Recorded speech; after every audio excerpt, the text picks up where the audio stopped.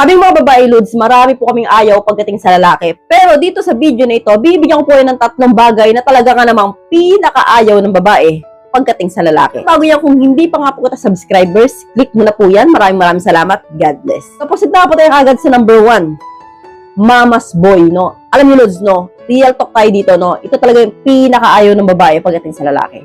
May mga lalaki na mama's boy. Bakit nga ba ayaw namin ng mama's boy na lalaki? Una, no, wala po yan na sariling desisyon. Ibig sabihin ko dito, Lods, no, lahat po ng gustong gawin yan, ikukonsulta sa magulang. Ikukonsulta sa nanay. May mga lalaki na ganyan na laging nakadepende sa nanay. No, parang hindi kayang mabuhay ng malayo sa tabi ng nanay. No, alam mo, Lods, lahat naman po tayo, no, mahal natin mga magulang natin. Pero, ang sinasabi ko po dito, iba po kasi yung mama's boy.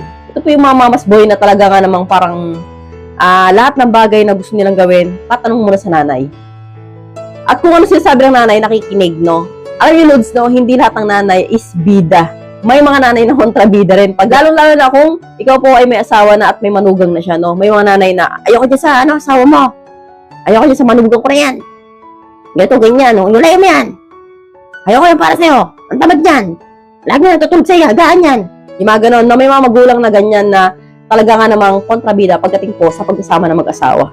Pero, swerte po kayo kung ang magulang ng lalaki o babae ay mabait, no? Ayaw po talaga ng babae Lods ang mama's boy kasi po, kapag po mama's boy ang isang lalaki, no, ito po niya, lahat ng puntahan niya kasama nanay niya. Kapag mama's boy po ang isang lalaki, Lods, once na nagkatampuan kayo magjowa o mag-asawa, doon niya matutulog sa tabi ng nanay niya.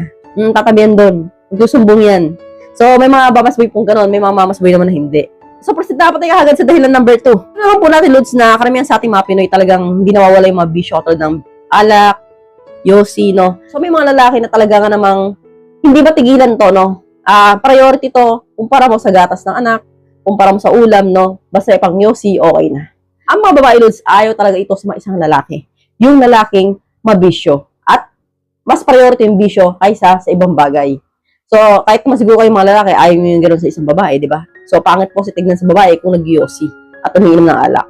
So, proceed na po tayo agad sa number 3. Mabarkada kahit na may asawa na, no? Siyempre, lahat tayo, Lods, ayaw po natin yan na asawa at anak na may barkada pa rin, no?